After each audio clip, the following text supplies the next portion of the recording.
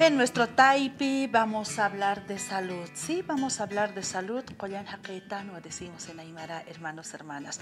Vamos a hablar de salud. Ustedes saben que tanto la medicina científica y la medicina tradicional natural van de la mano. Bienvenidos a este espacio, Medicina, Salud en su Taipi.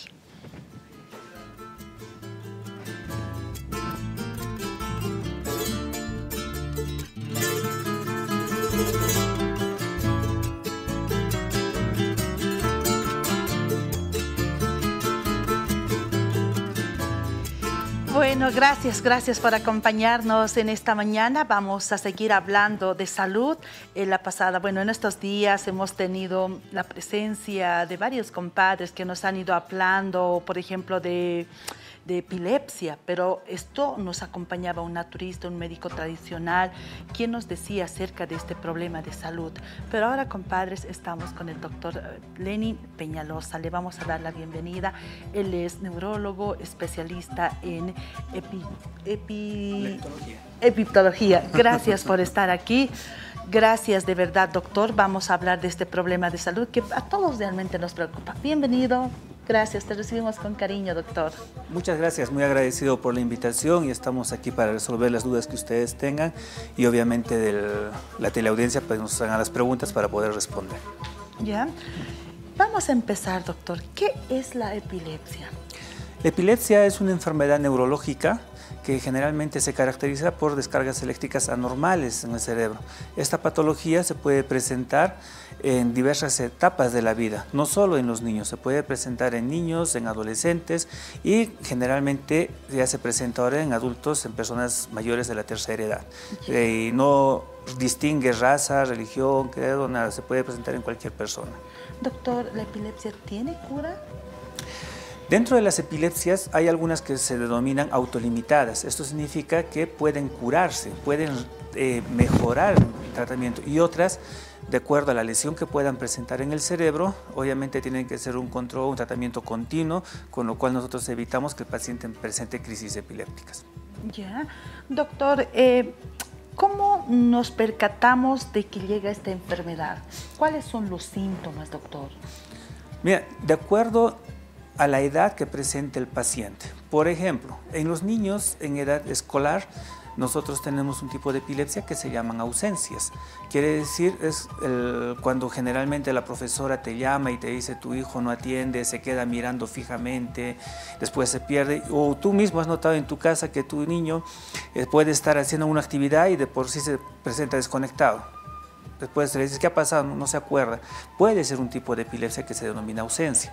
Tenemos epilepsias que se presentan ya en la adolescencia, pasando de la pubertad, donde empiezan a presentar ya convulsiones o temblores. Hay otras epilepsias que se llaman mioclónicas juveniles, que son ya desde los 12 hasta los 20 años aproximadamente, donde el joven aparece con una torpeza motor, o sea, es torpe, agarra la taza, lo hace caer y en la noche dice que tiene algunas molestias y poco a poco esto va evolucionando a que el paciente empieza a convulsionar, a presentar convulsiones. Y en pacientes ya mayores, adultos, jóvenes, generalmente son secundarios a un traumatismo craneoencefálico, puede ser accidentes o algo. Y en adultos mayores, secundario también a otras patologías que se puedan presentar, ya sea un tipo de demencia como el Alzheimer o accidentes cerebrovasculares. O sea, tenemos una diversidad de causas que nos puede dar la epilepsia de acuerdo a la edad del paciente. Ya, doctor, y para todo esto, según la medicina científica, hacen un acompañamiento, se hace un tratamiento. ¿Cómo se lo debe ir superando?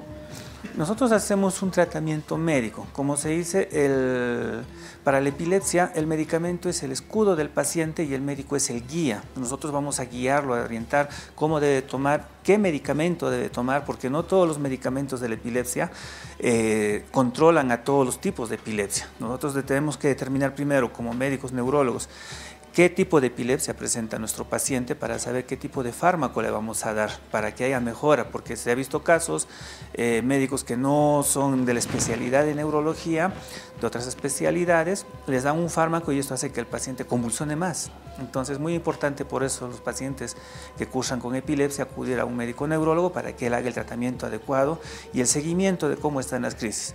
Ojo, que no todos los fármacos hacen bien a todos los pacientes. Tenemos que encontrar el fármaco adecuado para cada uno de los pacientes. Ya, doctor, usted habla de varios tipos de epilepsia. ¿Nos podría explicar una de estas? Bueno, cada una de estas, por favor, doctor. Bueno, sí. Por favor, doctor, por favor. Obvio, podemos hablar, pero nos tenemos que quedar aquí todo un año, yo creo, más. Son muchas las epilepsias. O los más comunes, doctor, por favor. Lo más común que tenemos es empezando, por ejemplo, desde los niños que empiezan con convulsiones pequeñas. No toda, eso quería aclarar, no toda convulsión es epilepsia, ni toda epilepsia presenta convulsiones. Entonces, ¿qué quiere decir? Que los bebés generalmente también presentan epilepsia. Pueden presentar solo movimientos así como...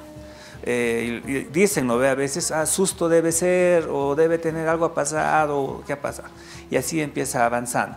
Ya, como te decía, en la edad preescolar o en la edad escolar, donde ya se empieza a presentar ya los tipos de epilepsia de ausencia, que es donde los niños empiezan a distraerse, o los profesores te llaman, te dicen, tu hijo no está atendiendo, muchos se quedan mirando al vacío. Entonces ahí también puede ser un tipo de epilepsia que se llama ausencia. Tenemos las epilepsias que todas las hemos visto en la televisión, las hemos leído, las hemos visto por todas las típicas, ¿no? Las que convulsionan, se tiran al suelo, voltean. Sí. Estas se llaman tónico-clónicas bilaterales, que quiere decir que todo el cerebro está afectado y presenta, pero esto ya es un grado más avanzado de alguna epilepsia que no se haya controlado adecuadamente. En etapa juvenil, las más comunes, como te comenté hace un momento, la mioclónica juvenil, que son esas epilepsias en los jóvenes que se presentan generalmente, que despiertan con la torpeza motora, no pueden agarrar un vaso, se les cae, generalmente solo en las mañanas. Y durante el día ellos te van a decir, no me acuerdo algunas cositas que ha pasado, se desconectan 2-3 segundos. Es otro tipo. Ya otro tipo de epilepsia que se va presentando en los adultos jóvenes, generalmente secundarios a algún tipo de traumatismo. Puede ser pues se llama epilepsia estructural porque puede presentarse secundario a una lesión. Yo que sé, por ejemplo, un paciente que haya estado manejando motocicleta, se haya caído, ha hecho un accidente, en el cerebro lo han operado, entonces puede después evolucionar epilepsia. Después, en los pacientes adultos, en los adultos mayores que presentan, puede estar asociada a una enfermedad demencial, puede ser la enfermedad de Alzheimer o algún tipo de demencia, también se puede asociar a epilepsia. Entonces, como verás, es un mundo el que se agarra, pero estos son los más comunes que nosotros vemos aquí en nuestro medio y los cuales se puede diagnosticar. Quizás muchos pacientes puedan estar presentando epilepsia, si no ellos o sus familiares, pero no lo han detectado, no lo han visto. ¿Por qué? Porque estamos acostumbrados a creer que la epilepsia solo son convulsiones, nada más, y eso hay que tratar. No. ¿Hay una manera de prevenir todo esto, doctor? Generalmente, de acuerdo a las etapas de los pacientes, ¿ves? Puede ser las causas de la epilepsia, en algunos casos hay que ver desde dónde empieza, qué parte, qué es lo que lo está provocando. Entonces sí podríamos ver cómo prevenir, cómo tratar, pero en algunos ya nace de la parte genética de los pacientes, que ellos ya nacen con esta predisposición y posteriormente obviamente nos van a producir epilepsia. ¿Es hereditario, doctor? En algún tipo de epilepsia sí. Hay algunas epilepsias que sí son hereditarias, familiares, que se va pasando o a veces salta una generación y se presenta. Es por eso que nosotros los médicos, cuando los pacientes vienen a consulta, les preguntamos siempre antecedentes de la familia. ¿Alguien en la familia con epilepsia? Si alguien en la familia tiene migraña o algún tipo de enfermedad, para que nosotros podamos ir viendo y dilucidando si puede estar asociado a algo de esto. Doctor, ahora, por ejemplo, si en familia nos percatamos que un integrante tiene este problema, ¿cómo acompañamos con la familia, al paciente, al integrante que tiene este problema? Porque a veces cuando uno te dice tiene este problema, uno realmente se asusta, ¿no? La familia está, no sé, preocupada, trae tantas cosas, cargada todo esto, doctor, ¿y cómo acompañamos? ¿Cuál debería ser la función de la familia? Primero que nada, informarse bien con su médico tratante. Hay muchos casos, nosotros sí explicamos bien a los pacientes si es posible, para que no vaya solo el familiar, puede ir con toda la familia en conjunto y que el médico les explique qué tipo de epilepsia tiene o qué epilepsia está presentando y qué medidas se puede hacer. ¿Ve? Entonces, lo ideal es acompañar al paciente, pero no sobreprotegerlo. El paciente con epilepsia puede hacer todas sus actividades con normalidad si tiene un adecuado tratamiento y está controlado médicamente. Excelente. Doctor, seguramente usted ha escuchado también de sus pacientes, hay tratamientos alternativos, por ejemplo, la sangre del murciélago o la carne de murciélago o alguna hierba o la estrella de mar o la mosquita que le llaman chichi, por ejemplo, o los musgos en los corrientes, por ejemplo. ¿Estos tratamientos valen? Después del corte nos va a responder, por favor. Vamos a un respiro y ya volvemos.